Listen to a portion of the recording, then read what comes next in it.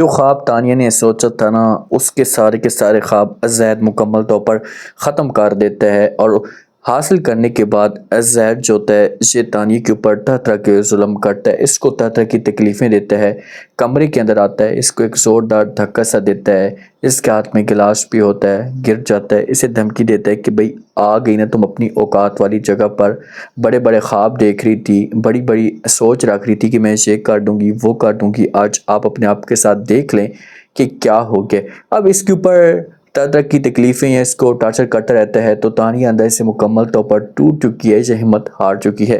اور دوسری طرف جو عمیر ہے نا، عمیر آج بھی تانیہ کے ساتھ سچی محبت کرتا ہے، اس کے آسرے پہ بیٹھا ہوا ہے، اس کو تکلیف تو بڑی ہوئی ہے کہ اگر اس مشکل وقت میں تانیہ تھوڑی سی ڈٹ کر کھڑی ہو جاتی، اس جگہ میں ساتھ دینے کے لیے تیار ہو جاتی، تو ہو سکتا ہے کہ معاملات جو وہ کافی حد تک ٹھیک ہو جاتے۔ گھر کے اندر نا جو زید ہے، یہ زید کی ماں یہ تانیہ سے ملازموں کی طرح کام کرواتے رہتے ہیں،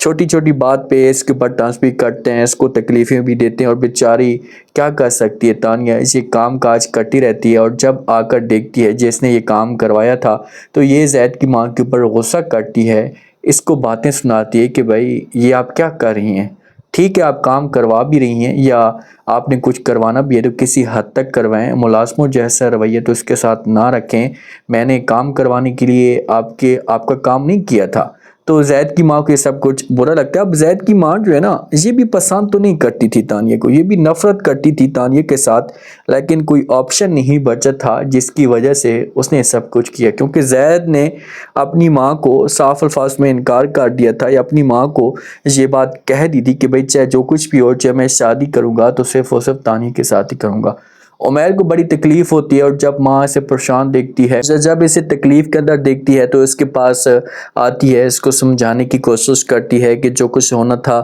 وہ تو ہو چکا ہے، پلیز آپ اپنے آپ کو سنبھالیں، یہ سب کچھ جو ہے وہ آپ نہ کریں، اپنے آپ کے اوپر کنٹرول کریں، امید ہے کہ ایسے ایسے سب کچھ ٹھیک ہونا شروع ہو جائے گا۔ تو جب یہ بات عمیر سنے گا تو اپنی ماں کو یہاں پر جواب تو دے گا کہ بھئی اب کچھ بھی ٹھیک نہیں ہو سکتا، سب کچھ تو برباد ہو چکا ہے، سب کچھ تو ختم ہو چکا، اب کچھ بچا ہی نہیں ہے۔ سنبل جو ہوتی ہے نا، جب تانیہ کو اس حالت میں دیکھتی ہے نا، آپ سنبل کو اس بات کا پتہ تو ہے کہ بھئی تانیہ کے ساتھ ناانصافی ہو رہی ہے، اس کو تکلیفیں دی جا رہی ہیں، تو یہ چوری چپکے سے ملاقات کرتی ہے، اسے کہتی ہے کہ آپ نے نا ایک کام کرنا ہے، رات کی تاریکی میں اندھیرے میں آپ نے اوپر چھت پہ آنا ہے، میں نے آپ کے ساتھ کچھ باتیں کرنی۔ اب تانیہ کو یہ کہہ سکتی ہے کہ بھئی آپ یہاں سے بھاگیں، کیونکہ سنبل بھی نہیں چاہتی تھی کہ بھئی تانیہ کی جو شادی ہے نا یہ زید کے ساتھ ہو۔ جس وقت یہ اٹھتی ہے نا، اب اس کے ہاتھ میں رسی ہوتی ہے، اٹھ کر جو دراز سے نکالتی ہے، اب ہو سکتا ہے کہ سوسائڈ کرنے کی کوشش کر رہی ہو، تو اچانک سے جو زید ہے نا یہ سوئے پڑا ہوتا ہے، تو اس کی بھی آنکھ کھل جاتی ہے، جب لائٹ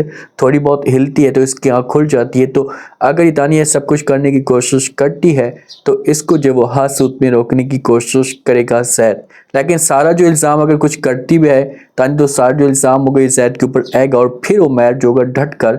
ساتھ دے گا تانیہ کا۔